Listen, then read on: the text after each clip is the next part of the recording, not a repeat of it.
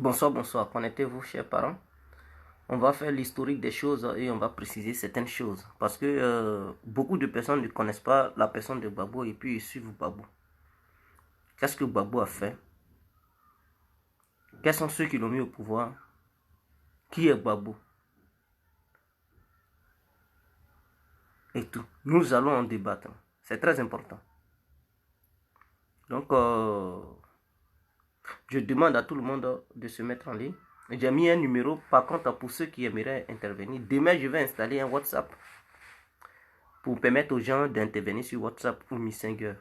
Pour le moment, pour ceux qui aimeraient intervenir, ils pourront seulement nous joindre sur le numéro que j'ai mis en titre. Tino de Digbaville. Bonsoir frère. J'espère que vous allez très bien. Alors bonsoir à tous et à toutes. Pour tous ceux qui ne me connaissent pas, je suis l'incontournable guerre complet tout terrain. L'homme dont on parle, l'homme qui n'a pas froid aux yeux, l'homme qui ne mâche pas ses mots. Vous pouvez aussi m'appeler devant la vie, l'homme n'est rien, gouverneur italien, docteur Mondon. Appelez-moi Boubou, laisse-moi mourir 5 heures, Camari 2 El Padrino. Alors, nous sommes en ligne ce soir pour expliquer aux gens qui est Laurent Gbagbo au juste. Quels sont ceux qui ont aidé Laurent Gbagbo à prendre le pouvoir en 2000 et tout? Quels sont ceux qui ont tué réellement Gueye Roubé et pourquoi ils ont tué Gueye Roubé? Parce qu'on va dire le pourquoi. Beaucoup ne savent pas en fait. Ils ne savent pas le pourquoi Gueye Roubé est mort. Ils attribuent la mort de Gueye Roubé à d'autres personnes. Non, je vais vous dire le pourquoi Gueye est mort. Pourquoi il a été abattu.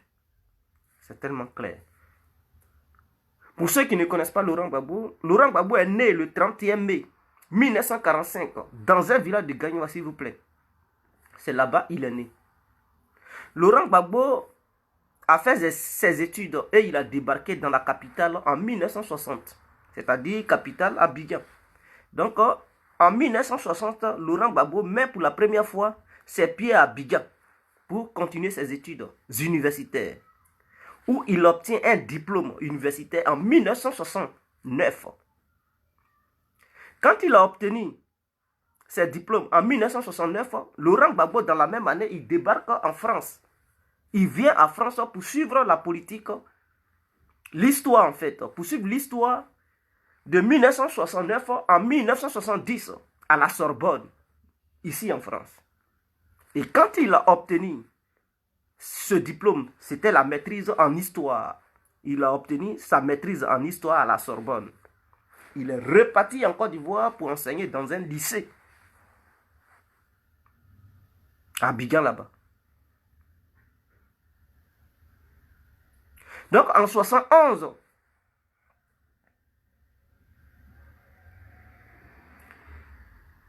en 70, il est parti. Il est reparti en Côte d'Ivoire. En 69, il a eu ses diplômes universitaires en Côte d'Ivoire là-bas. L'université de Cocody.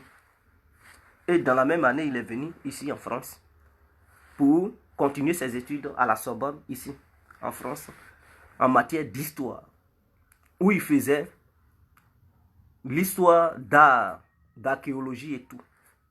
Donc il a étudié l'histoire de l'Afrique et tout. Il connaît bien. Laurent Gbagbo était un historien. Il a eu même son doctorat en histoire, toujours en France. Laurent Gbagbo a été arrêté en 71. Il a été arrêté en 71, déporté à Séguéla, libéré en 73. Mais lorsqu'il a été arrêté en 71 et déporté à Séguéla, qui l'a trouvé là-bas à Séguéla? Question. La personne qu'il a trouvé à Séguéla, c'était le général Gueye Robert, qui lui était patron. Il était un général là-bas à Séguéla. Il commandait un bataillon.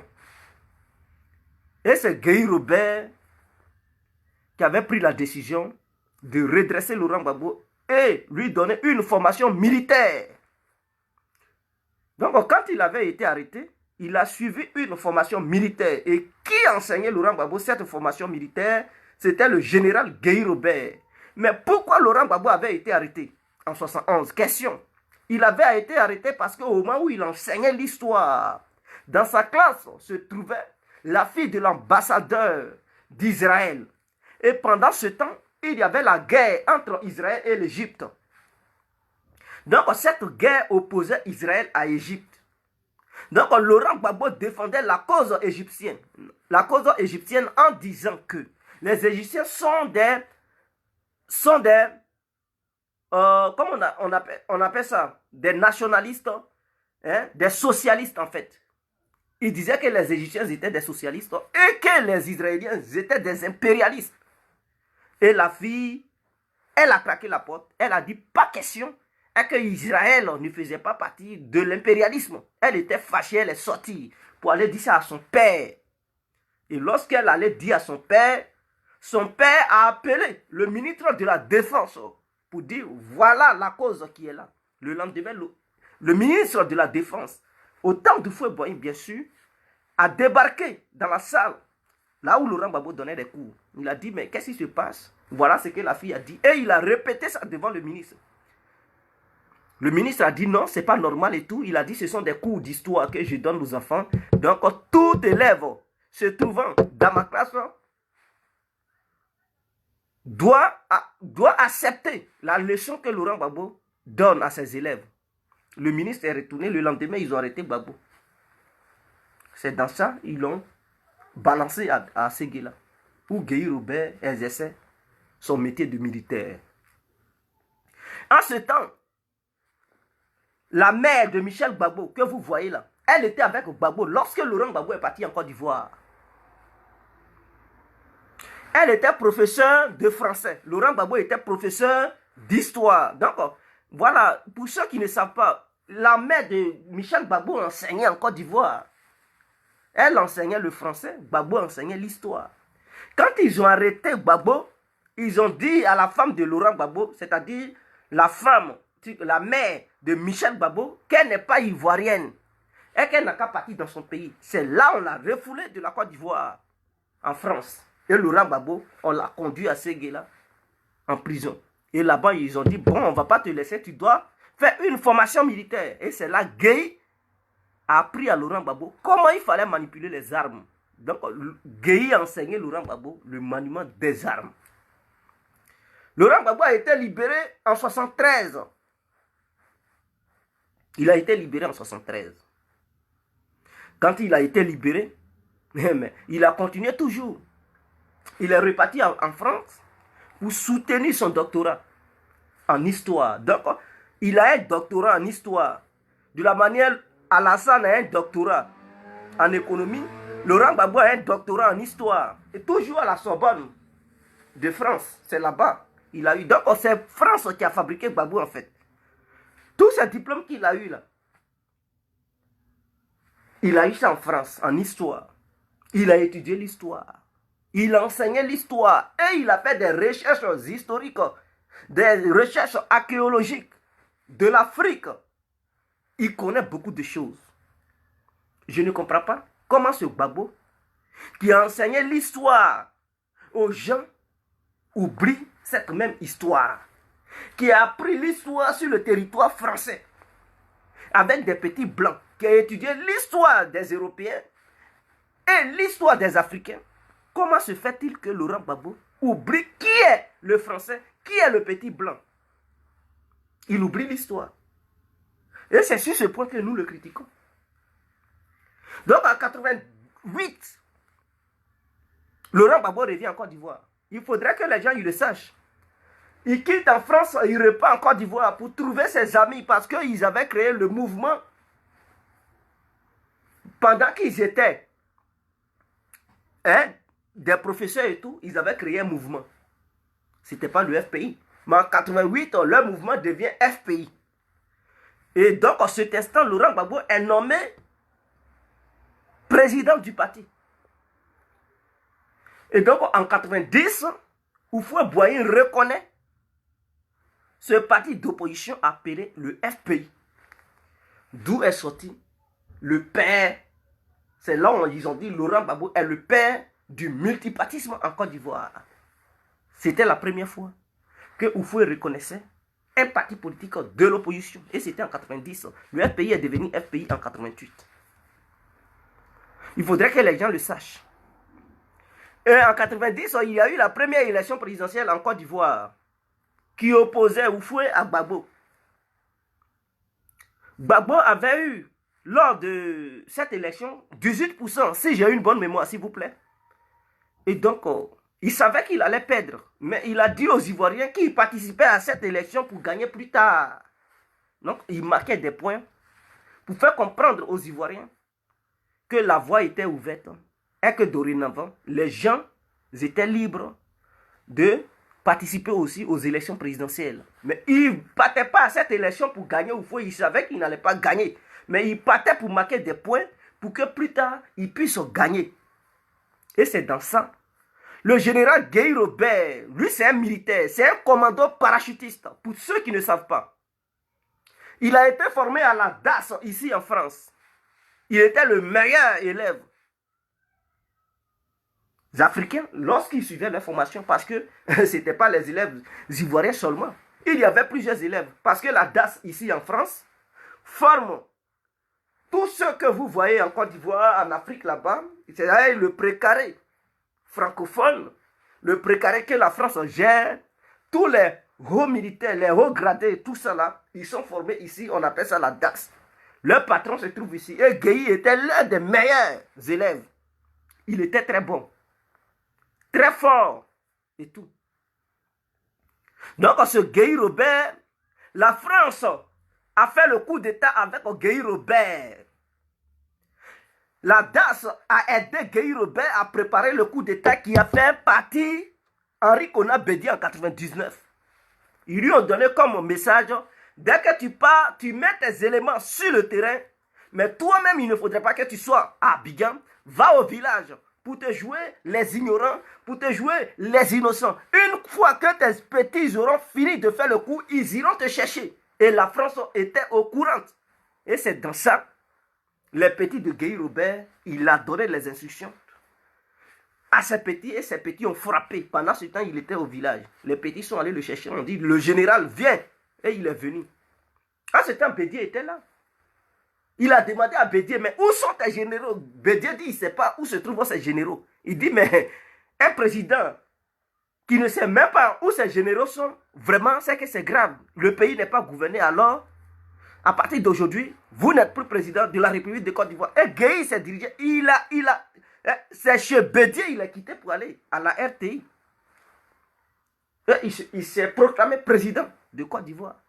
Et il dit qu'il était venu pour balayer et réorganiser les élections. Quand Gueye a pris le pouvoir, comme il se connaissait avec Laurent Gbagbo, parce que n'oubliez pas, j'ai dit en 73, il a formé Gbagbo, il a donné une formation militaire à Laurent Gbagbo, à Séguéla.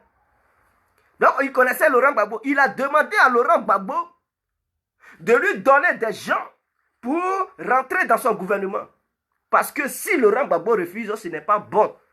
Et comme les deux se connaissent, que Laurent Gbagbo l'aide. Laurent Gbagbo a donné Mamadou Koulibaly et un autre ministre. Et Mamadou Koulibaly était le ministre de l'économie de Gueye Robert. Pour ceux qui ont une bonne mémoire, je pense que ils vont se rappeler. C'est Gbagbo qui a donné Mamadou Koulibaly. Parce que lui, c'est un économiste. Il est fort. Il dit Gueye tient. Et il a donné un autre ministre, mais j'ai oublié le nom du second ministre. Et c'est dans cet instant, Gueye a formé son gouvernement. Ce qui veut dire que Gueye ne gouvernait plus seul, mais il gouvernait maintenant avec l'opposition. Mais lorsque le coup d'État allait avoir lieu, Laurent Gbagbo était au courant.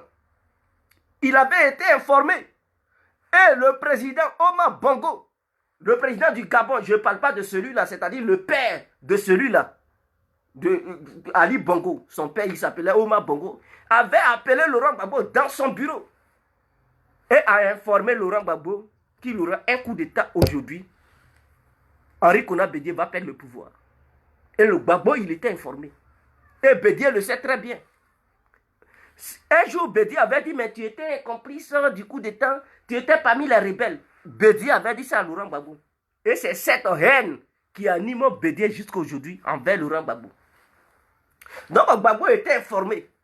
Et c'est depuis le Gabon, quand le coup d'État a eu lieu, il dit ce coup d'État est salutaire. Depuis le Gabon, Laurent Gbagbo a salué le coup d'État. Il était informé de ce qui devait se passer. Parce que Ali Omar Bongo, il remplaçait Houphouët-Boigny. Depuis que Houphouët-Boigny est mort, c'est Omar Bongo qui remplaçait Houphouët-Boigny. Donc il était maintenant le représentant de la France-Afrique en Afrique. Donc, si un coup d'État devrait avoir lieu, Omar Bongo était informé du début à la fin. La France demandait même son avis. La France lui fournissait toutes les informations. Il était informé du début à la fin. Et donc, c'est Omar Bongo qui avait informé Laurent Gbagbo que Henri Konan Bédié va perdre le pouvoir. Il sera frappé aujourd'hui. Et pendant que Laurent Gbagbo était dans son bureau, le pouvoir d'Henri Konan Bédié a été frappé froidement. Et c'est de là que Gbagbo a dit ce coup d'État salutaire. Bédié n'a jamais digéré cela. Jusqu'à aujourd'hui, il n'a jamais digéré. Parce que il considère Laurent Gbagbo comme un complotiste, comme celui qui faisait partie du coup d'État et qu'il était au courant. Pourquoi Laurent Gbagbo ne l'avait pas informé? Donc, 2000 arrive. Je vais vous dire pourquoi Gueye est mort. Parce qu'il faudrait que les gens le sachent. Et où Afi Oudiessa, il le sait. Je l'aime très bien, mais quand la vérité est là, il faut dire la vérité. Afi Oudiessa est là. Il est au courant et il sait pourquoi Gueye est mort. Gbagbo est là. Il est au courant, il sait pourquoi Gueye Robert est mort. C'est eux-mêmes qui ont donné l'ordre à ce qu'on élimine le général Gueye Robert. Les élections devraient avoir lieu en 2000. Les élections ont eu lieu, bien sûr. Avant, une semaine avant les élections, Gueye Robert a convoqué Laurent Gbagbo dans son bureau. Il a dit, Gbagbo, viens. Tu es mon ami de longue date. Depuis 60, dans les années 70, nous nous connaissons. C'est moi qui t'ai formé militairement. Si tu as été militaire un jour dans ta vie, c'est moi, Gueye. Je t'ai aidé à aller chercher des femmes. Pendant ce temps, Gbagbo partait chercher Nati Baba. Affaire de Nati Baba, c'est pas aujourd'hui. Hein. Gbagbo courait derrière Nati Baba depuis les années 80. Et c'est Gueye qui donnait des gardes de corps à Laurent Gbagbo lorsqu'il partait au nord pour chercher Nati Baba. Gueye Robert, je pense que si vous avez suivi cette vidéo, il a déjà dénoncé ça. Il avait dit ça à Gbagbo, que tu m'as trahi tant. Mais on va arriver là. Donc, lorsqu'il partait derrière Nati Baba, c'est Gueye même qui lui donnait des soldats, 3 soldats pour le surveiller, pour qu'il puisse aller voir sa petite qui est Nati Baba, avec qui il est aujourd'hui. Donc, Gueye a dit, Gbagbo, viens. Nous allons organiser une façade d'élection. C'est-à-dire une élection dans laquelle moi, Gueye, je vais gagner. Et une fois la victoire, toi, Gbagbo, tu seras mon premier ministre. Et que Alassane, je vais éliminer Alassane.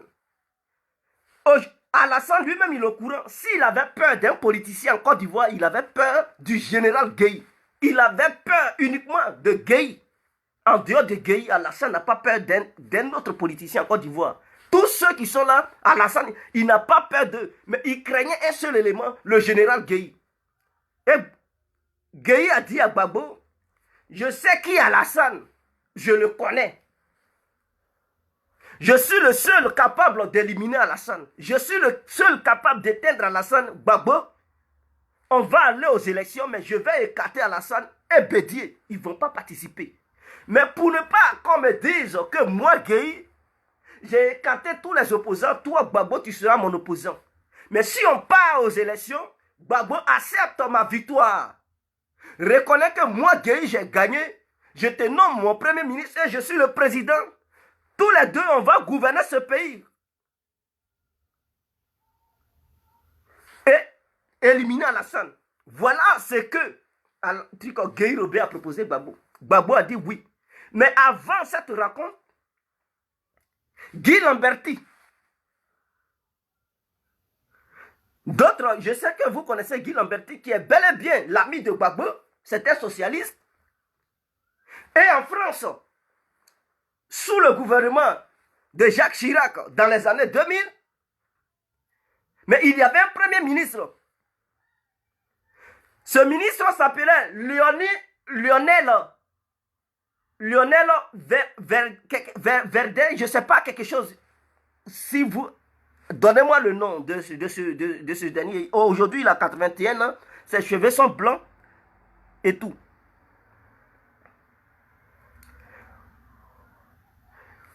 Il s'appelle Lionel Verdun, je ne sais pas, quelque chose comme ça. Il était le premier ministre de Jacques Chirac. Jospin, voilà. Lionel Jospin. C'est un socialiste dur. Donc, avant que Laurent Gbagbo ne croise Gueye, ils ont dit Gbagbo, Gueye était militaire. C'était un bon militaire, c'est nous qui l'avons formé. Il était le meilleur parmi ceux qu'on a formés. Il faut faire très attention. Gueye est en train de te tendre un piège, mais ton heure est arrivée.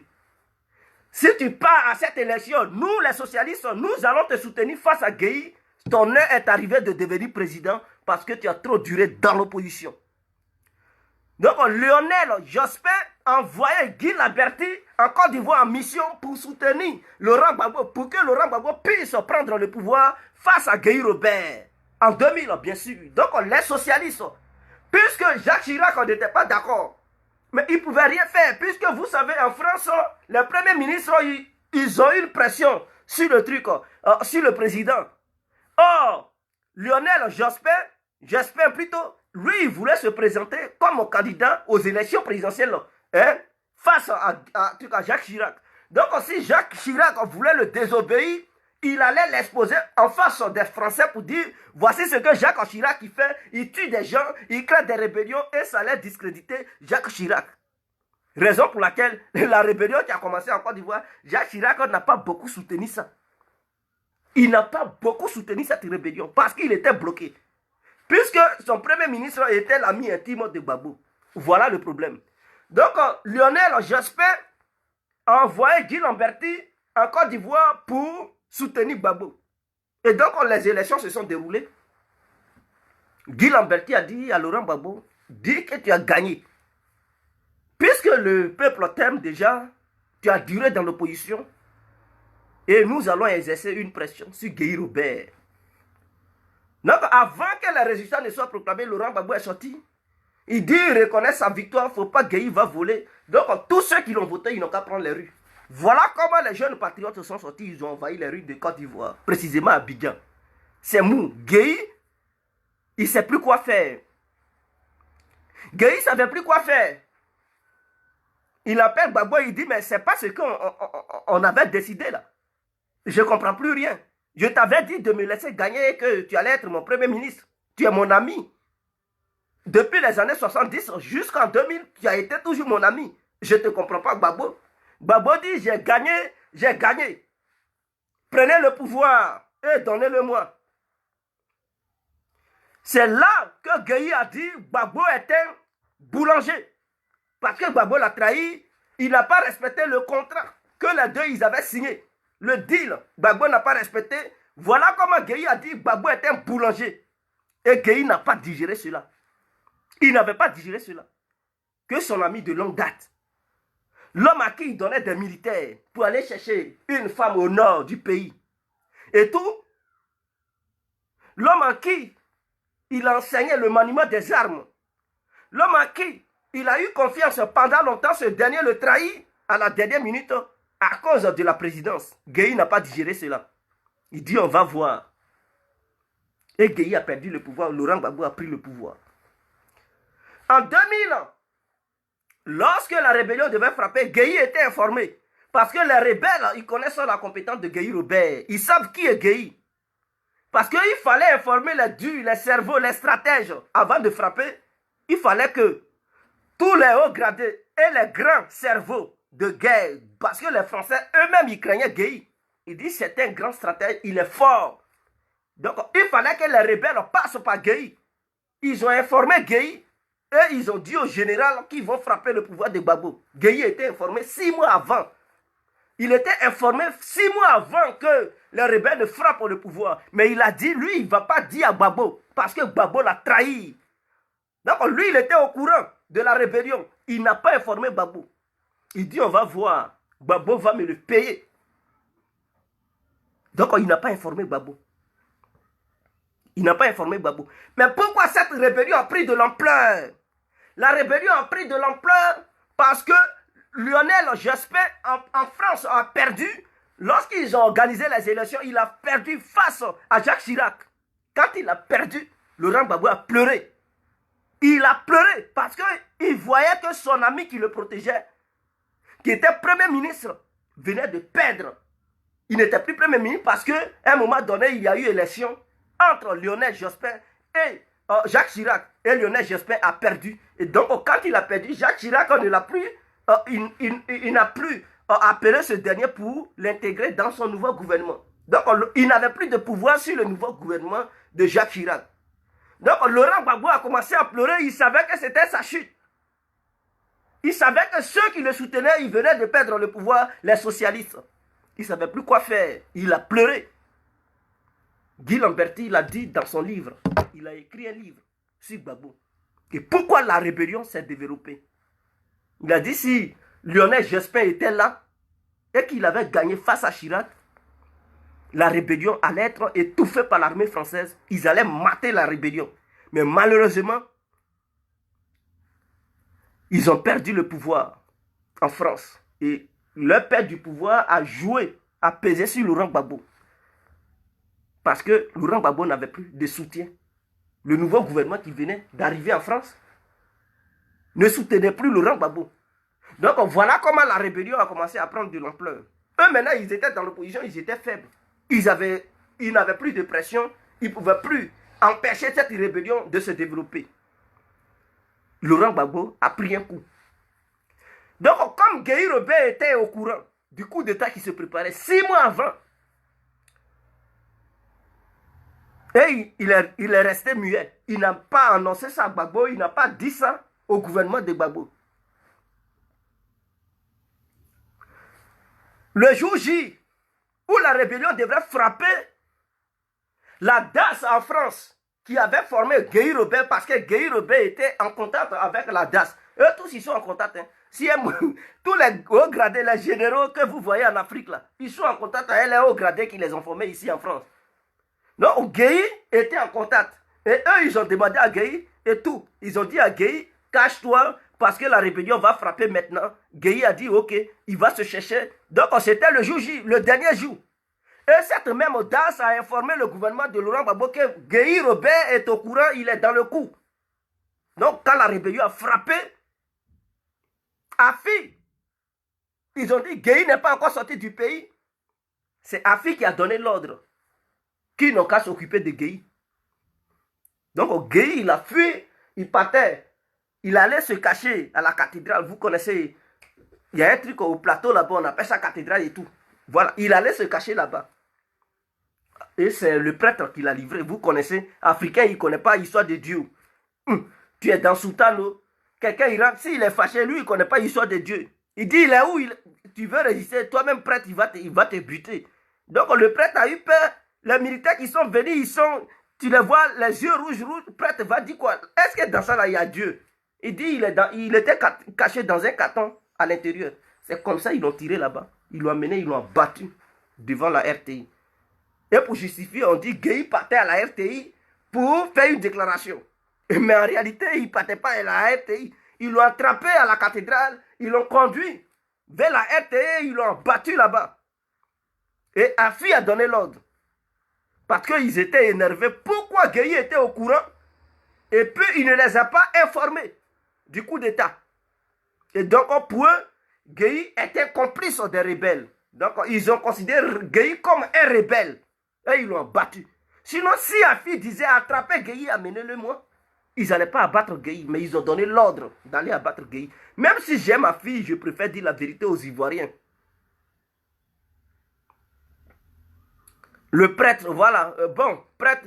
Non, le prêtre ne l'a pas vendu, on n'appelle pas ça vendu, mes frères. Vous savez, le prêtre, il y avait assez de pression sur lui. Les militaires qui sont venus là, ce n'étaient pas des gens qui rigolaient. Lui-même, prêtre, quand il a vu leurs yeux là, il connaît. Il dit, ah, le voilà, il est caché là-bas.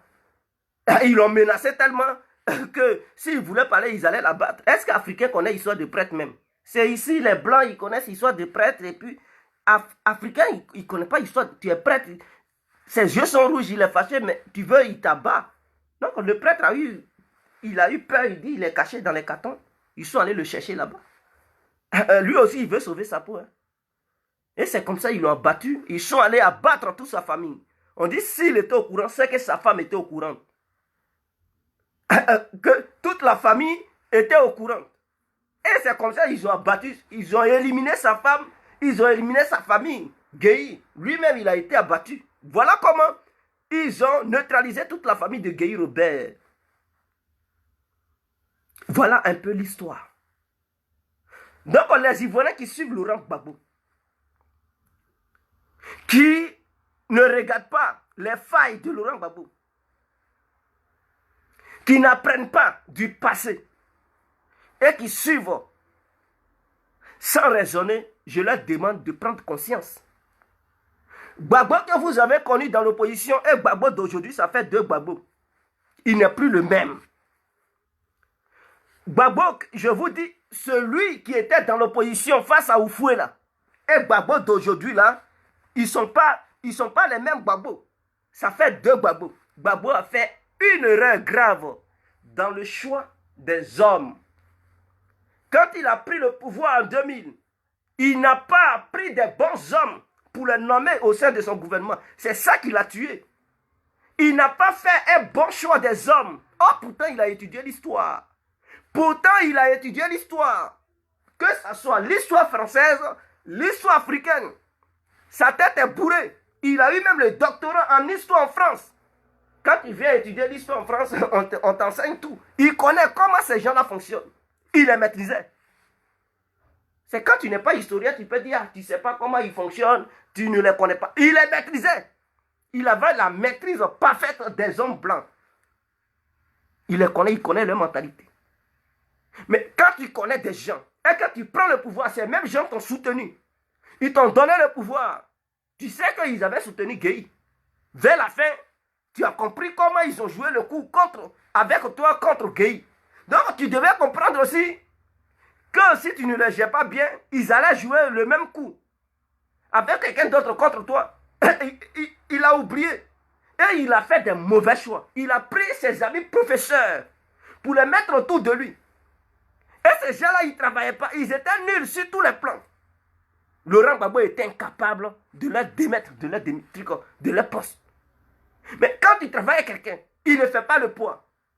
Il ne fait pas un travail remarquable. Mais chasse-le. Gbagbo n'a pas pris cette décision. Et en 2008, il dit, ah d'accord, c'est vrai, ce que les gens disent aussi, vous là, c'est vrai, donc vous volez.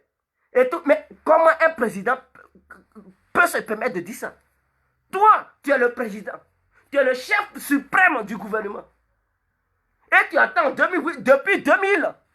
Tu attends jusqu'en 2008 et tu dis, ah, donc c'est que la population dit de vous là, c'est vrai. Donc vous volez, mais tu ne savais pas que les gens volaient. Donc tu attendais. Et puis tu ne prenais pas de décision. Voilà comment Laurent Gbagbo a gâché son propre gouvernement. Est-ce qu'avec Ouattara tu vas jouer? Mais tu fais, mais Ouattara il te chasse un bon, il s'en fout.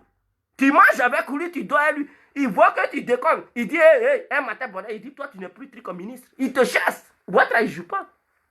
Et non, il n'est pas d'amusement. Mais Gbagbo a joué. Il a oublié l'histoire qu'il enseignait les gens là. Lui-même, il a oublié cette propre histoire.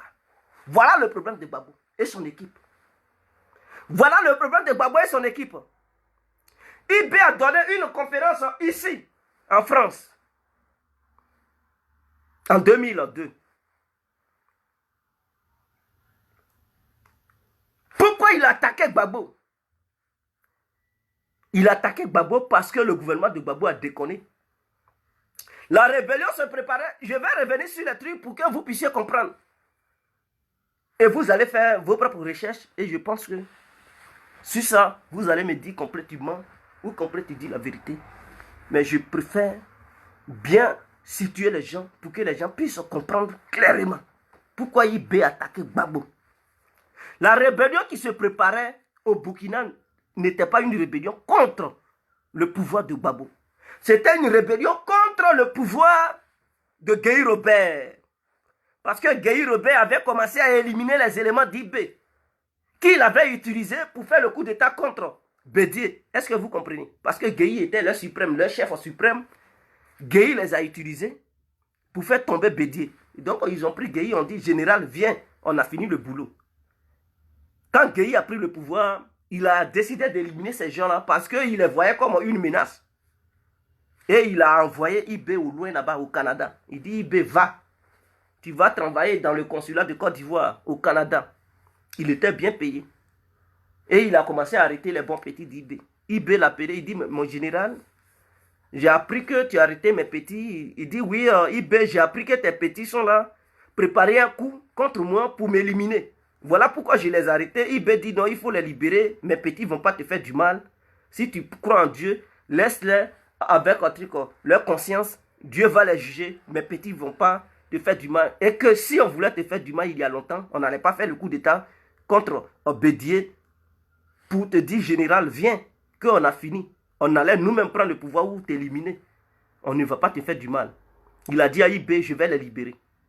Il a donné cette parole. Quelques jours, il a commencé à éliminer d'autres. IB l'a rappelé pour dire, général,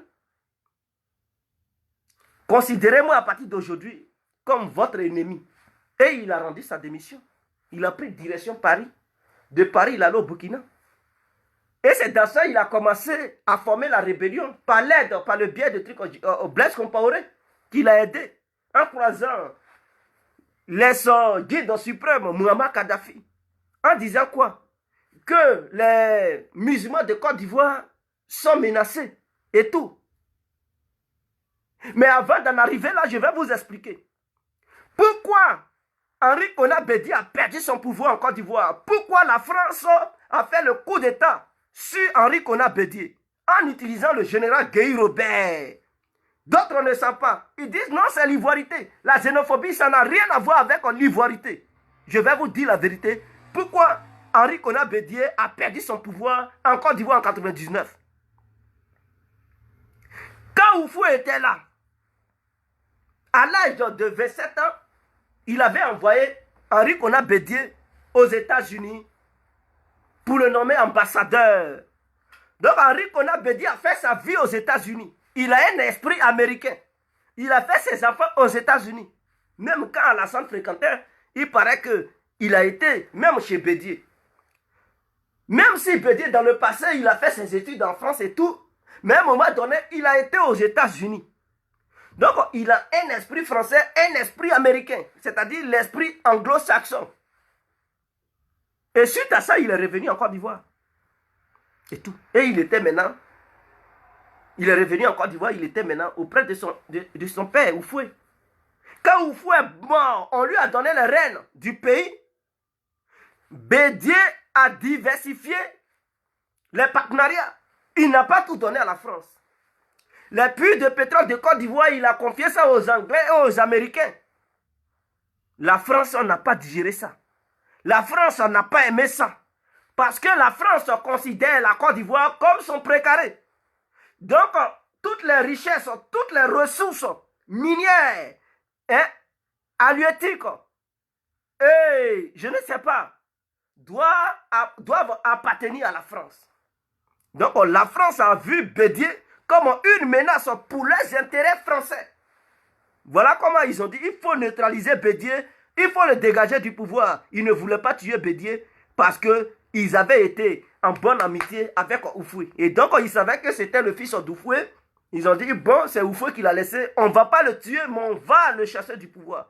Voilà comment ils ont comploté. Donc, la perte ou la chute de Bédié n'est pas liée à cette histoire d'ivoirité. Il faudrait que les gens le sachent aujourd'hui et comprennent cela. J'ai eu les informations. Hier, j'ai été à une réunion et tout. Et ils m'ont donné toutes les informations sur ça. Et ce sont les hautes personnalités qui avaient fait ces coups-là, qui m'ont informé comment ça s'est passé et tout. Et quels sont ceux qui ont mis Gbagbo, pourquoi ils avaient chassé Bédié. Mais il fallait trouver un prétexte. Et ce prétexte, ils ont fait la propagande de cette histoire d'ivoirité. Pour mettre ça dans les têtes des Ivoiriens pour dire, c'est comme cette histoire d'ivoirité, ça allait créer une guerre civile. Voilà pourquoi il y a eu un coup d'État. Mais ce coup d'État avait été soutenu. Ce n'était pas histoire d'ivoirité. C'était parce que Bédié ne voulait plus donner tout à la France. Bédié commençait à diversifier les choses. Voilà, les contrats, en donnant pour les Anglais, et les Américains, les Français et tout. La France n'a pas aimé ça. Parce qu'elle a vu en Bédié une menace directe pour ses intérêts en Côte d'Ivoire. Voilà comment ça s'est passé.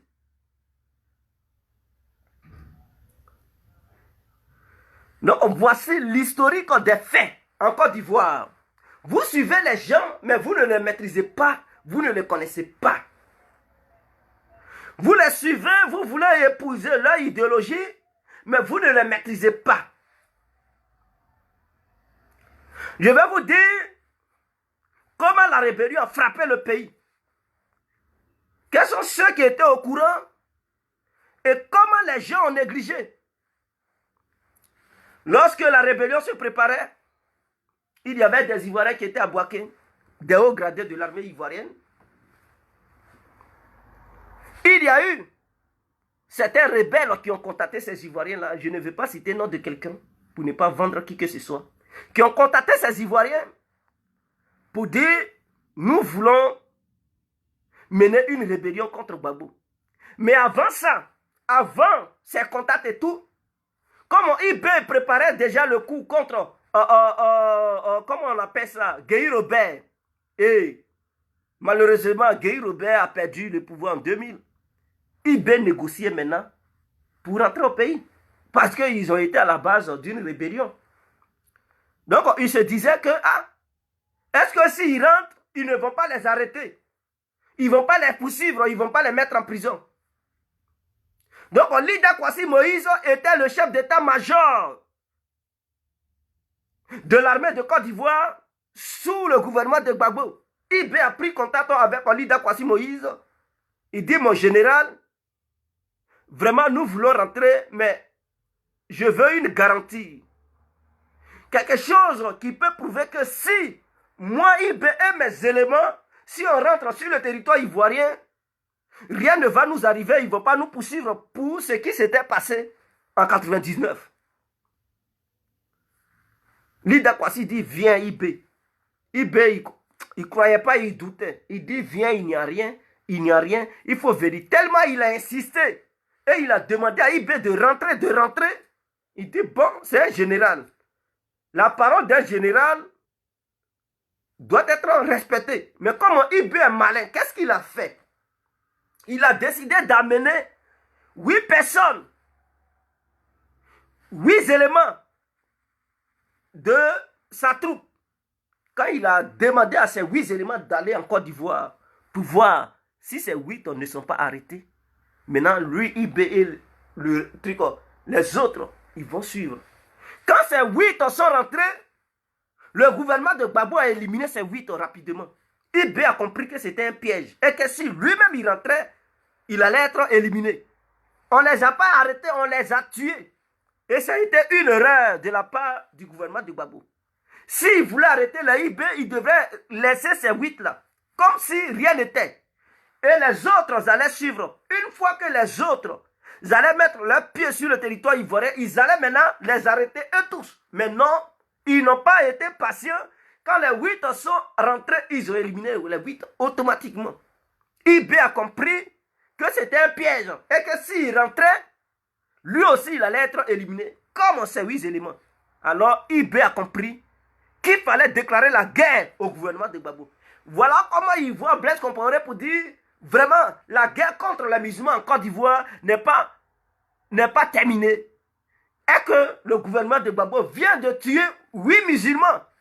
Voilà comment ils disent que les musulmans en Côte d'Ivoire étaient maltraités, étaient tués. Et donc, IB, il utilise ça pour dire à Blaise Compaoré, et il part voir Muammar Kadhafi pour dire les musulmans de Côte d'Ivoire sont assassinés, sont tués. Voilà comment Muammar Kadhafi envoie son soutien à IB. Voilà comment la rébellion prend encore une autre tenue. Sinon, IB n'avait pas l'intention de combattre Gbagbo. Il négociait pour rentrer, pour ne pas être emprisonné par rapport à ce qu'ils avaient fait en 99. Mais le gouvernement de Gbagbo n'a pas su gérer les choses. Je ne sais pas qui les a conseillés, mais ils ont joué à la lâcheté. Voilà comment la rébellion prend encore une autre tenue. IB dit non, il faut les combattre. Mais avant que cette rébellion ne puisse frapper le 19 septembre 2002, en Côte d'Ivoire, Gbagbo avait 1000 chances d'éviter cette rébellion. Avait 1000 chances d'empêcher cette rébellion. Et le gouvernement de Gbagbo était informé. Mais ils ont négligé toujours. Ils ne prennent pas les informations des gens au sérieux. Quand tu leur donnes une information, quitte ici, tu connais quoi? Va-t'en. Parce que pour eux, Quand tu n'as pas l'argent, quand tu n'es pas un haut gradé, quand tu n'es pas parmi les riches du pays, tes propos ne sont pas considérés. On te chasse comme un moins que rien. Voilà pourquoi la rébellion a frappé. Sinon, des gens ont informé le gouvernement de Gbagbo. Il y avait des militaires. Un commandant qui était du côté de Bouaké. Et comme les rebelles le connaissaient, les IB connaissaient ce dernier, sa compétence et tout, ils ont travaillé avec lui parce que ce dernier a été militaire dans les années 82. Voilà, si je me rappelle. Non, 87. Ce dernier a été militaire dans les années 87. Et donc, il connaît un peu.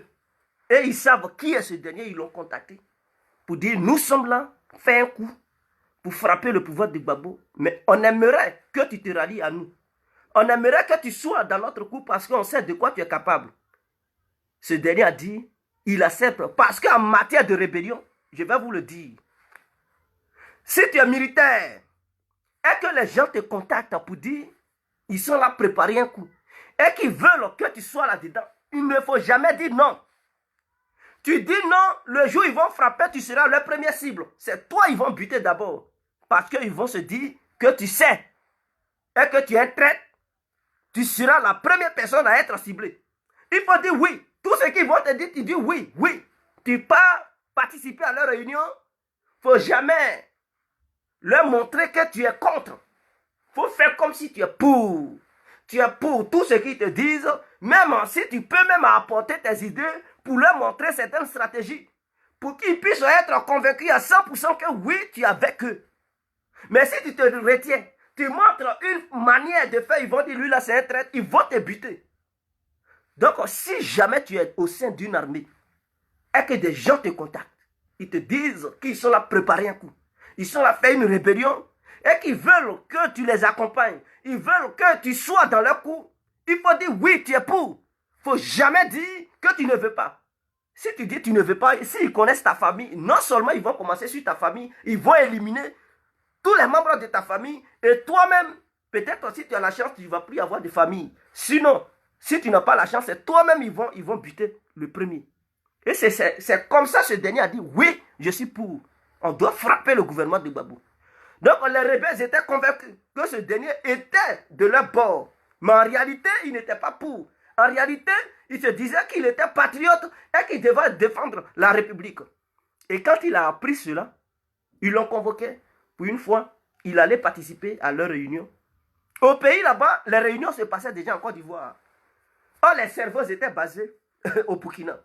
Et donc, les cerveaux étaient en contact avec certains cerveaux qui étaient déjà implantés sur le territoire ivoirien. Et les réunions se faisaient dans des trucs, maisons inachevées et tout. Ils faisaient comme quoi les jeunes qui se réunissent dans des maisons inachevées. Et eux, ils participaient à ces réunions. Donc, ils avaient compris que vraiment l'affaire était sérieuse et que les armes étaient déjà rentrées. Le gouvernement ivoirien n'était pas informé que les rebelles avaient pu faire rentrer déjà des armes sur le territoire ivoirien. Je ne sais pas si le service secret ivoirien n'était pas actif. Je ne sais pas. Mais le gouvernement ivoirien était ignorant toujours que les rebelles avaient déjà pu faire rentrer des armes depuis le Burkina sur le territoire ivoirien. Comme s'il n'y avait pas de douaniers, ou bien je ne sais pas s'ils sont passés par la forêt pour rentrer ces armes et comment ils sont rentrés. La question reste posée. Est-ce qu'il y avait des complices parmi les douaniers ou bien que la question reste posée. Mais en tout cas, ce dernier m'a dit que les armes étaient déjà rentrées depuis le Burkina vers la Côte d'Ivoire. Et c'est comme ça qu'il a tout fait pour contacter quelqu'un qui est proche de Lida Kwasi Moïse. Pour dire qu'il veut croiser le ministre. Pour lui dire des choses que lui connaît. Auxquelles il a participé. Et tout. Non, c'est pas Lida Kwasi Moïse. Le général Doué Mathias Doué. Voilà, excusez-moi. C'était le général Mathias Doué. Je me suis trompé sur les noms. C'était le général Mathias Doué Mathias. Il dit qu'il veut croiser le général. Et la personne l'a aidé jusqu'à il a croisé le général. Il dit, monsieur le général, il y a un coup qui se prépare dans ce pays. Et les jours sont comptés. bientôt, le pouvoir de Gbagbo sera frappé. Donc, je vous alerte pour que vous puissiez prendre des décisions pour alerter l'armée afin que l'armée empêche ce coup d'État. Donc, Doué Mathias a décidé parce qu'il ne croyait pas. Vous voyez, quand tu es un simple militaire, il dit, mais toi, tu es quitté où et puis tu as des informations. Pourtant, les cerveaux, les hauts gradés, ceux qui occupent des grands postes, les grands ministres de ce pays, ils n'ont aucune information. Toi, tu es quitté où? Donc, il a payé les micros des espions. Donc, il a donné 40 000 parce que le monsieur, il avait recruté l'un de ses amis pour les montrer aux rebelles, pour dire, mon ami aussi, il est efficace. Je veux qu'il soit aussi dans le coup. Or, son ami et lui, tous les deux, ils avaient la même position, mais ils ont fait croire aux rebelles qui préparaient le coup qu'ils étaient d'accord avec les rebelles. Mais en réalité, ils n'étaient pas d'accord avec les rebelles. Et c'est comme ça, le général Mathias Doué leur a donné 40 000 pour acheter les petits micros qu'ils cachent. Comme ça, lui, il va être rassuré que oui, ce que ces gens-là disent, c'est vrai. Donc, il leur a dit, si vous partez aux prochaines réunions, activez ça. Pour que tout ce que vous allez dire, moi, je vais entendre pour que je puisse croire. Mais je ne vous crois pas. Donc, il dit les micros coûtaient 25 000, mais le général leur a donné 40 000. Et lui-même, il a complété 10 000. Parce qu'il voulait prouver au général que ce qu'il lui disait, c'était la vérité. Et ils ont fait ça. Donc, les rebelles, ils n'ont pas contrôlé que quoi, ils n'ont pas prêté attention. Comme quoi, ceux-là, ce sont des espions. Ils n'ont jamais mis ça dans leur tête parce que chez eux, ceux-là, ce sont des vrais gars, des gars sûrs, des gens sur lesquels ils peuvent compter pour frapper le pouvoir de Gbagbo. Et c'est comme ça ils ont réussi à les espionner. Et ils ont envoyé les écoutes au général. Le général a écouté, il dit, bon, est-ce que vous avez une idée du jour auquel ils vont frapper? Ils ont dit non, ils n'ont pas encore donné de date. Mais à tout cas, tous les jours que Dieu fait, s'il nous appelle à assister à leur réunion, on ira et on va vous donner, s'il y a une date, on vous situera. Le général a dit, ok, je compte sur vous. Donc un jour, il dit, ils les ont appelés, les rebelles, pour dire dimanche à 1h du matin, ils vont frapper le pays. Le coup d'État a été, à 1h du matin, la Côte d'Ivoire a été frappée. Du 9 septembre 2002, à 1h du matin, ils ont dégainé les armes. Donc, ils ont dit, c'était un dimanche. Je dis bien, c'était un dimanche. Et ils avaient toutes les heures. Le jour, les heures, tout, ils avaient ça. Quand ils ont reçu les informations sûres, parce qu'eux-mêmes, ils étaient là, et puis les hauts gradés des rebelles qui étaient au Burkina, ils ont appelé, pendant qu'ils étaient à la réunion, pour dire, dimanche à 1h du matin, il faudrait qu'ils frappent là, frappent là, frappent là. Ils ont donné les lieux où ils devraient frapper. Donc, eux, ils connaissaient les endroits où les rebelles allaient frapper. Donc, ils n'ont rien dit, ils ont dit c'est bien et tout. Donc, quand ils ont quitté à la réunion, directement, ils sont partis voir le général Doué Mathias pour dire, mon général, la rébellion va frapper ce dimanche à 1h du matin. Voilà les coins qui seront visés. Qu'est-ce que le général leur dit? Il dit, oh, dégagez, dégagez. L'autre vient de me dire que c'est ce soir. Ils étaient un jeudi. Il dit, c'est ce soir, les rebelles vont frapper. Dégagez, quittez là. Allez-y. Qu'est-ce que vous faites? Dégagez. Or, pourtant, Doué Mathias était déjà corrompu. Eux, ils ne savaient pas. C'est Dieu qui les a sauvés. Il était déjà corrompu. Donc, quand ils sont venus donner les vraies informations à Doué Mathias, pour qu'il puisse alerter l'armée, pour que l'armée puisse prendre une bonne position. S'il y avait des munitions qui manquaient, ils allaient trouver des munitions avant que dimanche n'arrive. Doué Mathias dit, dégagez, quittez devant moi. Qu'est-ce que vous en savez? L'autre m'a dit, c'est aujourd'hui, jeudi, ils vont frapper. Donc, Doué Mathias a alerté l'armée le jeudi.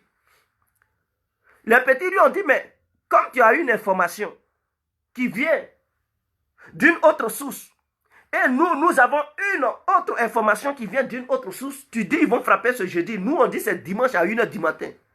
Bon, ce que nous te proposons, il faut alerter l'armée jusqu'à dimanche à 1h du matin, jusqu'à lundi. S'il n'y a rien, tu vas dire à l'armée de rentrer. Il a dit dégager, il les a chassés. Donc, un jeudi, l'armée a été alertée. Le jeudi, rien ne s'est passé. Samedi, l'armée a été arrêtée jeudi, vendredi. Rien ne s'est passé. Samedi soir, il dit, bon, l'armée n'a qu'à rentrer. L'armée, il dit, l'armée n'a qu'à baisser la garde. Dimanche à 1h du matin, les rebelles frappent. Bou, Abidjan est gâté, Côte d'Ivoire est gâté. Les gens sont morts. Les Bogadoudou, plein de personnes sont tombées ce jour-là. Quand ça s'est calmé un peu, ils sont venus pour dire, ah, général, on t'avait dit que la rébellion allait frapper à 1h du matin dimanche. Il dit, qu'est-ce qui prouve que vous n'êtes pas dedans? Qu'est-ce qui prouve que vous n'étiez pas les rebelles? Il dit, quand le général leur a dit ça, ils ont compris automatiquement que le général était déjà complice et qu'il était déjà corrompu. Ils ont voulu croiser d'autres généraux pour leur dire ça, mais en même temps, ils ont eu peur. Ils se sont dit, ah, s'ils veulent aller loin, est-ce que s'ils dénoncent le général Doué Mathias, il ne va pas utiliser des éléments pour les abattre? Donc, ils ont dit non, restons calmes, ne disons plus rien à qui que ce soit. Parce que si on veut aller loin, on veut dire ça à d'autres personnes. Et que si le président apprend ça, que toutes les informations avaient été données à Doué Mathias et qu'il n'a pas pris les précautions, peut-être le président va le démettre de ses fonctions. Et quel sera le retour? Est-ce que Doué Mathias va vouloir tuer ces jeunes? Et ces jeunes ont eu peur. Ils ont dit, bon, si c'est ça, ils ne vont plus dire quelque chose, ils sont rentrés à la maison. Il dit un mois après, ils l'ont affecté à Korogo. Lui qui a dit à Doué Mathias que voilà, c'est à Korogo, ils l'ont affecté, on dit, va rester à Korogo. C'est là-bas, les Dakouri Tablé étaient partis. Et Dakouri Tablé, il est mort à Korogo. On les a affectés là-bas. Et donc, lui, il était dans le camp militaire de Korogo. Ils étaient là-bas, les Dakouri Tablé. Dakouri Tablé, c'était un gars du FPI. Ils étaient partis là-bas ensemble et tout. Et il dit, quand il passe à Korogo, on dit, voilà l'espion de Gbagbo. Voilà l'espion. Il dit, il ne sait pas dans quel coup les gens, ils savent à Korogo là-bas qu'il était espion. Il dit, lui, il n'a jamais été espion. Il a été toujours un soldat. Mais le problème, c'est que quand il a dit ça à Doué Mathias a dit aux rebelles que votre élément et tout, voilà, il est au courant, donc il vous a dénoncé. Donc les rebelles qui étaient à Korogo, ils savaient que c'est lui qui il avait trahi la rébellion. Il avait trahi la rébellion, il avait donné des informations. Or, lui à qui il donnait les informations, il était déjà complice avec les rebelles. Voilà comment tout le monde appelait, mais espion de Gbagbo, espion de Gbagbo. Donc, qu'est-ce qui s'est passé? En 2004, avant que la rébellion ne frappe, parce qu'en 2004, c'est devenu dur, la rébellion a commencé à intensifier les choses. Avant qu'elle ne commence à intensifier les choses pour égorger les gendarmes de trucs à Bouaké et consorts là, ils l'ont enlevé à Korogo là-bas, ils l'ont affecté dans une autre région, vers le sud. 4 jours, les rebelles ont frappé à Korogo, mais très violemment. Et ce jour-là, Dakouri Tablé est mort. Il est resté sur place. Il n'est pas mort à Abidjan, il est mort à Korogo, Dakouri Tablé. Et c'est ce jour-là, il est mort. Ils l'ont abattu là-bas.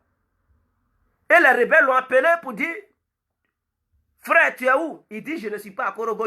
Les rebelles lui ont dit, tu as la chance. Donc les rebelles avaient été déjà informés que non, c'est lui qui les avait trahis, il avait dénoncé leur coup et tout. Donc les rebelles voulaient sa peau. Donc s'il était à Korogo et que les rebelles, la seconde attaque, c'est-à-dire en 2004, ils allaient l'éliminer. Mais Dieu merci, il a quitté les lieux avant que les rebelles ne frappent. Et Dakouri Tablé n'a pas eu cette chance, il est resté là-bas, lui il est mort. Or lui il n'est pas mort. Donc il dit de la manière il voyait les choses, il voyait que il y avait plein de généraux qui étaient dans le gouvernement de Gbagbo, qui étaient corrompus. Donc lui, il comprenait déjà que la rébellion allait prendre le dessus. C'est comme ça en 2005, il a grouillé, de la manière on le dit, il a cherché des voies et moyens pour fuir et venir en Europe. Et c'est comme ça, il est venu en Europe. Parce qu'autour de Gbagbo, il y avait des généraux corrompus, mais Laurent Gbagbo était incapable de les démettre de leurs fonctions. Parce qu'il dit, si je les chasse, est-ce qu'ils ne vont pas se tourner contre moi? Et il les regardait, les gens faisaient, ils ne prenaient aucune décision nécessaire. Voilà, c'est ça qui a tué votre Gbagbo. Et quand on dit ça, que lui-même, il a laissé la rébellion prendre de l'ampleur. Il a ignoré la rébellion, il est resté là, il n'a pas pris de décision. Vous le défendez, mais reconnaissez. À un moment donné, vous devez reconnaître, vous devez critiquer, faire des autocritiques, hein, vos propres comportements. Pourquoi la rébellion a pris de l'ampleur? Est-ce que le gouvernement n'était pas au courant? Qu'est-ce que le gouvernement a fait pour empêcher ça? Critiquez vous-même. Demandez, c'est-à-dire quand, dans la vie, quand tu fais quelque chose, toi-même tu te poses des questions. Mais qu'est-ce que j'ai fait? Et puis j'ai échoué. Le truc que j'allais réussir, qu'est-ce qui m'empêchait? Afin de t'améliorer la prochaine fois pour ne plus échouer. Quand tu vas à l'école et que tu fais un échec dans une matière, mais la prochaine fois, c'est cette matière même, tu vas te concentrer. Tu as bien bossé pour ne plus échouer là-dedans. Parce que tu sais que les autres matières, tu les maîtrises. Mais le FPI ne fait pas ça. Le FPI ne s'autocritique jamais. Le FPI met tout sur les autres et se blanchit comme la neige. C'est ça leur problème. Ils ne prennent aucune décision ou bien aucun moment pour s'autocritiquer. Pour dire qu'est-ce que... Si la rébellion est venue, mais quelle est notre part de responsabilité? Est-ce que nous avons laissé les choses nous dépasser? Qu'est-ce que nous avons fait? Quelle décision? Pourquoi on n'a pas empêché cette rébellion? Pourquoi on a perdu le pouvoir? Pendant ce temps, notre cerveau qui était au sommet du pouvoir, c'est un historien, il connaît l'histoire de la France, il connaît l'histoire de l'Afrique, il sait comment il fonctionne. Mais pourquoi il n'a pas utilisé ça? Et puis, il a perdu le pouvoir. Pourquoi il n'a pas utilisé cette connaissance? Et pourquoi il n'a pas chassé les gens qui étaient incompétents, les généraux, les ministres qui ne travaillent pas? Pourquoi il ne les a pas chassés pour mettre des bons gars autour de lui? Mais critiquez vous-même. Mais non, personne ne parle. Si on veut critiquer, tu touches Gbagbo, c'est notre fétiche. Mais quand tu dis que quelqu'un est ton fétiche, c'est que ce dernier est ton Dieu. Donc tu l'adores, tu le vénères. Et quand c'est comme ça, tu ne peux pas critiquer. Qui peut critiquer Jésus? Un chrétien qui est à fond. Une chrétienne qui est à fond peut oser critiquer Jésus. Non, c'est impossible. Au contraire, tu critiques Jésus, mais il va te gifler ou bien il va te gifler. Parce que tu as touché à son Dieu. Mais c'est comme ça les pro-Gbagbo. Tant que dans vos têtes, vous mettrez cette image de Gbagbo est notre fétiche, Gbagbo est notre génie, vous ne pourrez jamais voir les côtés sombres de Gbagbo. Vous ne pourrez jamais voir les faiblesses de Gbagbo pour pouvoir améliorer ça. C'est ça vos problèmes. Parce que le fait de dire il est votre fétiche, vous le considérez comme un dieu. Mais quelqu'un qui n'adore pas ses fétiches, quand on dit ce sont mes fétiches, c'est que tu adores ça. Tes fétiches, tu adores. Donc tu ne peux pas critiquer tes fétiches. Voilà pourquoi il y a des hauts responsables du pays qui ont mis dans leur tête comme quoi Gbagbo est leur fétiche. Et quand c'est comme ça, ils ne pourront jamais voir les côtés sombres de Gbagbo. Ils ne pourront jamais oser critiquer Gbagbo. Ils ne pourront jamais dire les vraies vérités à Gbagbo pour dire Gbagbo, tu as déconné là, on n'est pas d'accord. Il faut améliorer ici. C'est ça. Quand tu es un leader et que tu l'aimes, à un moment donné, quand il déconne, tu lui dis. Tu lui dis c'est pas bon. Est-ce que dire la vérité à quelqu'un veut dire on déteste la personne? Non. Au contraire, quand tu aimes quelqu'un, tu lui dis la vérité. Un enfant, il y a du feu. Et il part, il veut mettre sa main dans le feu. Mais quand tu n'aimes pas l'enfant, tu le regardes, il se brûle. Et tu rigoles. Ah oui. Mais quand tu aimes l'enfant, dès qu'il part vers le feu, mais tu le tapes. Est-ce que si tu tapes l'enfant, il va dire papa ne m'aime pas ou bien le monsieur là ne m'aime pas? Voilà pourquoi il va taper. Non, c'est parce que tu veux éviter le pire. Tu ne veux pas que l'enfant se blesse. Tu ne veux pas que l'enfant se brûle. Donc quand tu redresses l'enfant, en lui donnant une fessée, ou bien en grondant sur lui. C'est ça. Donc quand tu as ton leader et qu'il déconne, à un moment donné, dis la vérité. Il ne faut pas mettre dans ta tête que ton leader est un dieu pour toi. Non. Ton leader est un ami avec qui tu mènes un combat, mais tu l'as nommé, ou bien vous l'avez nommé comme responsable, le guide de ce combat. Donc, à un moment donné, le guide peut faire des erreurs. Il peut faire des erreurs. Donc, quand il fait des erreurs, vous êtes autour de lui là. C'est pour l'aider à bien travailler. Mais quand vous pensez que, en dehors de lui, ses idées, vous n'avez aucune idée, vous ne pouvez pas aussi imposer vos idées. Mais mes frères, vous allez droit contre le mur. Vous allez cogner le mur. Et c'est ça les membres du pays. Parce qu'ils n'arrivent pas à dire la vérité à Gbagbo.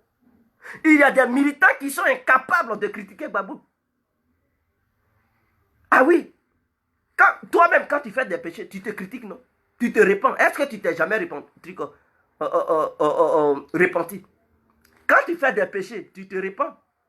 Tu pars à l'église ou bien à la mosquée, tu dis à l'imam, voilà ce que j'ai fait. Je ne sais pas si les musulmans ils font la repentance, mais les chrétiens ils font ça. Mais je pense que aussi eux aussi ils font ça.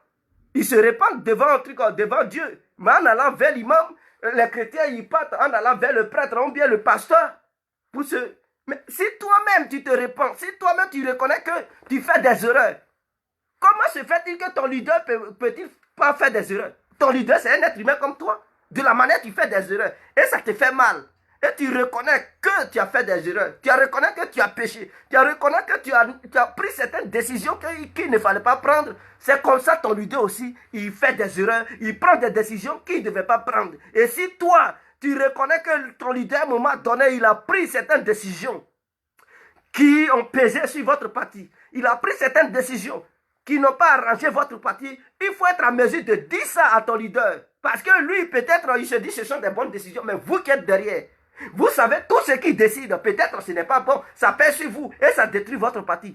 Mais quelle sera votre réaction? Si vous aimez votre parti et vous aimez votre leader, soyez en mesure de dire à votre leader, pour dire si on continue sur cette base, non, on va nuire à notre parti et vous lui donner des arguments. Et c'est ça, c'est une équipe qui travaille. Vous pensez qu'on dit un gouvernement? Gouvernement, c'est pourquoi? Le président est là, mais en dehors du président, il y a plusieurs personnes. Puisque le président lui-même, lui seul, il ne peut pas gouverner. Il n'est pas un Dieu. Il n'est pas le plus grand savant de l'humanité. Il nomme chaque ministre à son poste. Voilà pourquoi on chasse certains ministres. Quand ils ne sont pas capables de travailler, on les chasse et puis on les remplace. Pourquoi on ne dit pas que bon, le ministre il ne sait pas travailler, comme le président est très fort, c'est un cerveau, laissez le ministre, le président va faire ça à sa place. Non. Le président, il sait qu'il ne peut pas tout faire. Il nomme chacun à sa place. Donc quand toi, le ministre, tu ne peux pas faire le travail pour lequel ils t'ont mis là, mais on te chasse. Vous ne voyez pas, mais ça se passe partout dans le monde. Mais leur pays ne prend pas exemple sur ça. Vous ne prenez pas exemple sur ça. C'est pas parce que Gbagbo est votre guide qu'il peut tout connaître. Non. Il est votre guide, bien sûr, mais il ne peut pas tout connaître.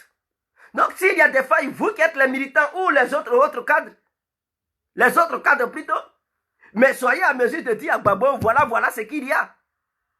Lui, en tant que maintenant guide, il va vous demander vos conseils. Qu'est-ce qu'on doit faire? D'abord, il doit demander l'avis des militants. Parce que tous les militants ne sont pas ignorants. Il y a d'autres qui sont bel et bien ignorants, d'autres sont intelligents. Et ils ont leur mot à dire. Donc, ces militants, chacun va apporter sa vision. Chacun.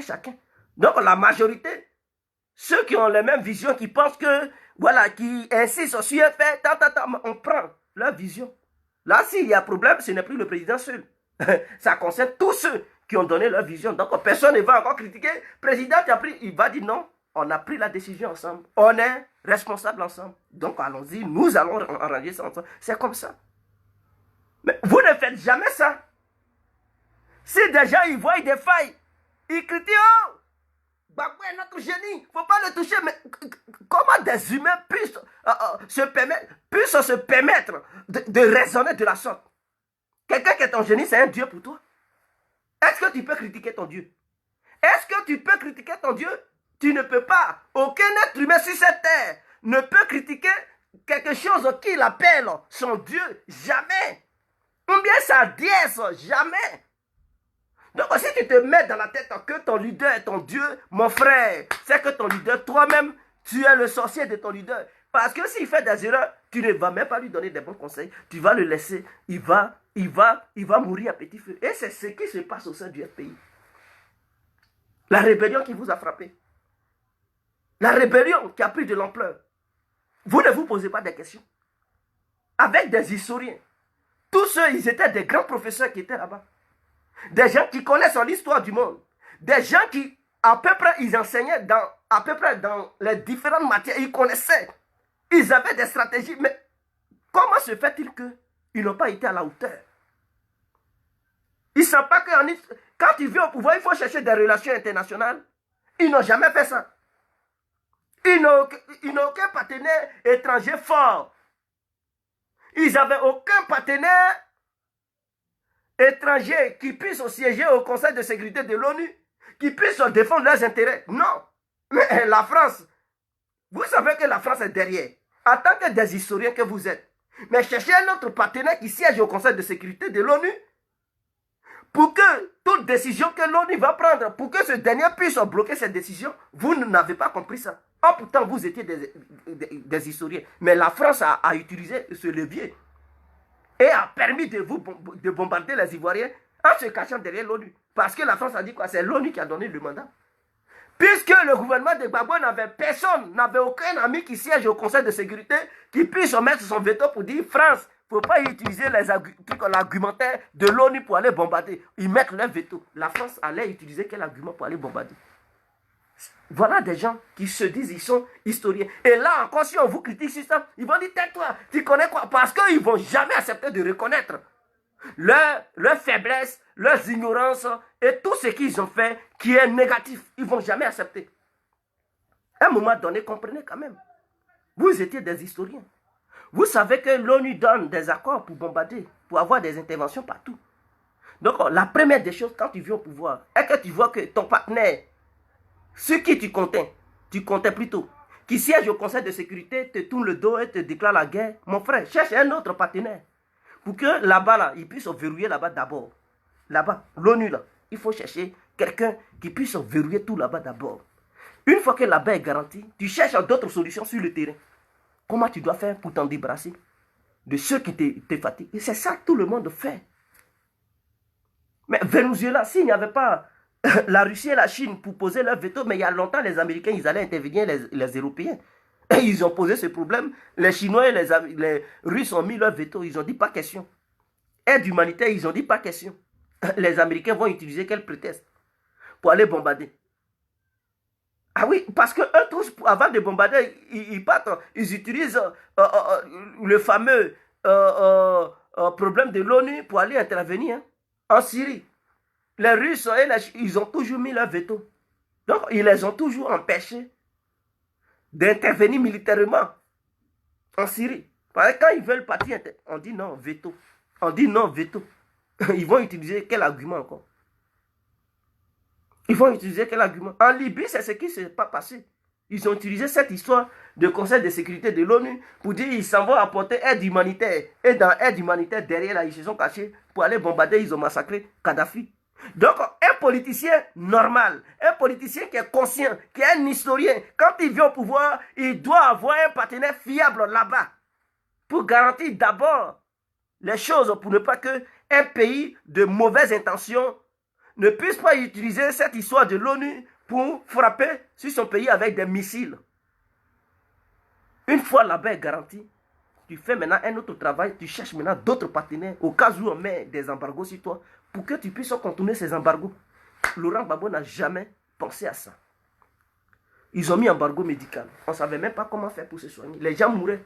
Ils n'avaient aucun autre partenaire. Voilà des historiens. Mais c'est ça qui a affaibli. D'autres étaient pour. Mais à un moment donné, avec les jours qui passaient, d'autres se ralliaient aux rebelles. Ils se disaient, mais ce n'est pas la peine, Gbagbo, ce n'est pas la peine. Ils voyaient que Gbagbo allait perdre. Parce qu'ils n'avaient plus la force pour combattre ceux qui étaient en face. Puisque tous les embargos, ils ne pouvaient plus. Les Ivoiriens agonisaient. Et quand c'est comme ça, mais les gens, ils sont dessus, ils se rallient. Pour ne pas perdre ta famille. On te ménage. Si tu ne te rallies pas, on va neutraliser. Mais tu es obligé de te rallier pour sauver ta famille. Et beaucoup se sont ralliés comme ça. Mais quand on vous dit de voir la réalité en face, mais acceptez à un moment donné. Reconnaissez que vous avez fait des erreurs. Critiquez-vous vous-même. Ne mettez pas tout sur les rebelles. Les rebelles ont fait bel et bien. Ont commis des atrocités. Mais quels sont ceux qui ont permis à ces rebelles de commettre ces atrocités? Qui? Mais le FPI était en face. Quelles sont les décisions prises par le FPI pour éviter ça? Quelles étaient les garanties du FPI vis-à-vis du peuple? Mais critiquez vous-même. On peut passer des milliers d'années pour dire les rebelles ont fait, mais oui. Mais qui a permis les rebelles? Toi, tu es devant ta maison. Un voleur te dépasse, il s'en va, il vole. Tous tes biens qui se trouvent dans ta maison, il sort, il part. Et tu vas dire, c'est le voleur, mais tu étais où? Quelles sont les mesures que tu as mises en place pour empêcher le voleur de rentrer dans ta maison, prendre tes biens et ressortir? Mais ils vont te demander. Et tu vas dire, non, je l'ai regardé, mais tu l'as regardé, ok, c'est toi qui as permis ça. Ils vont dire, non, le débat est clos. Fermons ces dossiers, allons-y.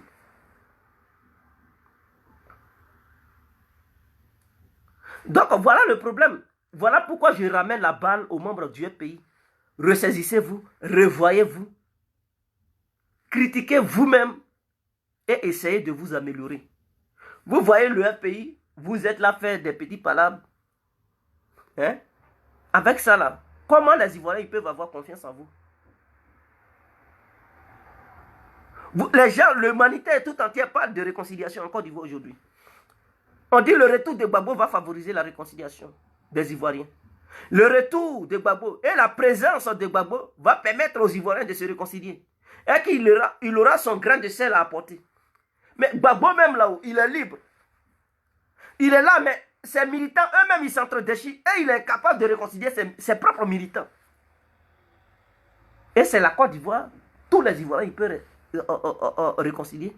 Voici des arguments qui peuvent aussi aller contre votre Gbagbo et contre les membres du FPI, qui argumentent comme quoi la réconciliation passe par Gbagbo. Mais la réconciliation, regardez au FPI. Les gens sont là, se dénigrer, s'insulter, matin, midi, soir, ils s'entre-déchirent. Et Gbagbo, il est incapable de réconcilier les membres du FPI, les militaires et militantes, et tous ceux qui aiment Gbagbo, et tous ceux qui aiment les autres qui ne sont pas pro-Gbagbo, mais qui aiment d'autres ministres, ou bien d'autres supporters qui sont au sein du mouvement Gbagbo, au sein du FPI. Pour cela, ils suivent le FPI, qui s'entre-déchire. Qu'est-ce que Gbagbo fait pour les réconcilier? C'est ça la vraie question. S'il n'arrive pas à les réconcilier, est-ce que votre idéologie que vous vendez aux Ivoiriens en disant que la présidente de Gbagbo va réconcilier tous les Ivoiriens, est-ce que c'est fiable? Est-ce que les gens vont croire en vous? Est-ce que les gens vont croire en vous? Ils vont dire, est-ce que vous dites réellement la vérité aux Ivoiriens? Mais pour prouver aux Ivoiriens que réellement la présidente de Gbagbo en Côte d'Ivoire va réconcilier tous les Ivoiriens, mais il faudrait que Gbagbo prouve à l'humanité tout entière que le FPI était divisé pendant longtemps et que sa présence a permis au FPI de se mettre ensemble, de se réconcilier. Une fois cette épreuve, les gens vont comprendre, ils vont dire, ah réellement, Gbagbo est le réconciliateur et que sa présence va réconcilier les Ivoiriens. Mais sa présence ne fait qu'encore empirer la crise au sein du FPI. Et dans ça, vous dites aux Ivoiriens qu'il va réconcilier les Ivoiriens. Mais qu'il commence d'abord sur le FPI. On va voir si réellement il est la vraie solution de la paix en Côte d'Ivoire. Parce que c'est une crise. Et quand on parle de réconciliation, c'est qu'il y a une crise. Donc avant de régler une grande crise, il faut régler d'abord la petite crise. Tu n'as même pas encore gagné une guerre nationale, c'est une guerre mondiale, tu veux aller gagner. Mon frère, qu'est-ce que tu fais? Une guerre est à ta porte. Tu n'arrives même pas à la gagner.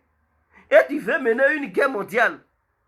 Où tu espères vouloir gagner ça. Mon frère, il ne faut pas rigoler, il ne faut pas te moquer des gens. Et c'est ça les membres du pays. Ils ont leur propre guerre au sein de leur parti. Ils n'arrivent même pas à trouver des solutions. Et c'est une grande guerre. Ils veulent aller faire pour apporter des solutions. Mais quelle est cette moquerie? Ne vous moquez pas des gens. Voilà pourquoi je dis, vous connaissez, vous attendez FPI, vous attendez Gbagbo, mais vous ne les connaissez pas. Vous ne connaissez pas Gbagbo, vous ne connaissez pas le parti. À un moment donné, mettez un peu d'eau dans vos vins et essayez de vous revoir. Ne soyez pas remplis d'émotions, parce que ce sont les émotions qui vous poussent à réagir ainsi. Tu critiques Gbagbo seulement, vous allez voir les vieilles femmes, elles vont crier, les jeunes filles, elles vont faire des vidéos, voilà, tu as fait ça, elles vont commencer à pleurer. Quelles sont ces manières-là? À un moment donné, ceux qui font des vidéos pour critiquer Gbagbo, asseyez-vous et posez-vous des questions. Pourquoi il a critiqué? Est-ce que ce qu'il dit là, est-ce qu'il y a une part de vérité ou bien il fait la vidéo tout simplement pour le dénigrer, pour l'insulter? Si c'est pour le dénigrer, pour l'insulter, et qu'il n'y a pas une part de vérité, là, tu seras en désaccord. Tu vas prendre position pour dire non, je ne suis pas d'accord avec toi. Mais quand tu écoutes et que tu fais tes propres interprétations et tes propres analyses, tu regardes et tu écoutes ce que l'autre dit, tu prends conscience si dans son développement, il dérape et qu'il dit certaines choses qui ne te plaisent pas, qui sont des contre-vérités, tu vas dire là, je ne suis pas d'accord. Par contre, ici, je suis d'accord. Par contre, là, on est d'accord. Mais ici, sur ce point, je suis en désaccord. C'est ça, on dit quelqu'un, il comprend. Et là, où tu vois qu'il a souligné, ou il a appuyé certains points sur lesquels tu es en parfait accord avec lui, mon frère ou ma soeur. Quand c'est comme ça, mais tu te poses des questions. Quelle solution on va trouver pour régler ça? Puisque le problème est là, on doit chercher maintenant des solutions. Mais ce n'est pas parce qu'il a critiqué ton leader qu'automatiquement tu te mets à fond dans une colère noire, tu piques, tu pètes les plombs. Ouais, faut pas. Non, mais c'est pas comme ça. Quand c'est comme ça, ce sont les émotions. Ce sont les émotions. C'est comme quelqu'un qui gifle ton frère, ton petit frère. Même si tu es en colère, il a giflé ton petit frère, c'est ton petit frère, tu dois le défendre. Mais il faut aussi savoir, demande pourquoi il a giflé le petit. Pourquoi il a porté main à ton petit frère? Tu demandes.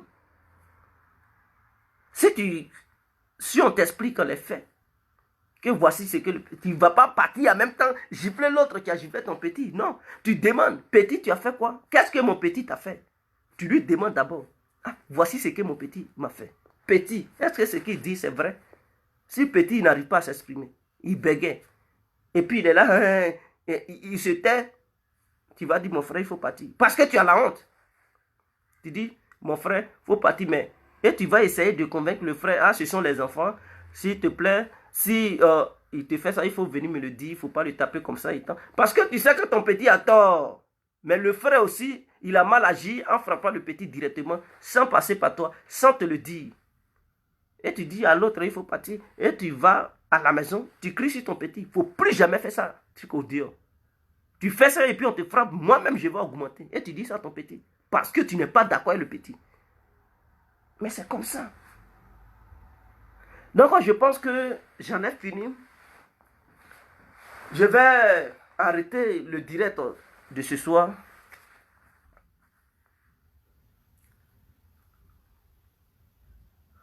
Donc, c'est déjà fini le direct. On va stopper ça. Demain, on fera un bon direct aussi sur concernant cette histoire de chameau et puis cheval blanc. Et chameau, on doit en parler.